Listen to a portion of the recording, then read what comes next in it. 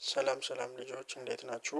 ይህ ካሌብ ማቴማቲሻን ዩቲዩብ ቻናል ነው። በዚህ ቻናል ላይ የአራተኛ ክፍል ሂሳብ መጽሐፍን መሰረት አድርገን በዚህ መጽሐፍ ውስጥ ያሉ የተለያዩ ሁሉንም ምዕራፎችን አንድ በአንድ እየሰራን ጥያቄዎችን እየሰራን ሀሳቡን ለእናንተ የምናሳይበት ቻናል ነው።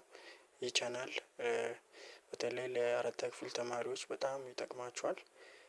ወላጆች ተማሪዎቹም ብትሆኑ ይህንን ቻናል ስለምትጠቀሙበት ላይክ ሼር ሰብስክራይብ እያደረጋችሁ የአዲስ ቻናል ነው እኔንም እንድትደግፉኝ እንድታበረታቱኝ እያልኩኝ በዚህ ሂሳብ መጽሐፍ ውስጥ ያሉ ጥያቄዎችን እየሰራን አብረን እንቀጥላለን።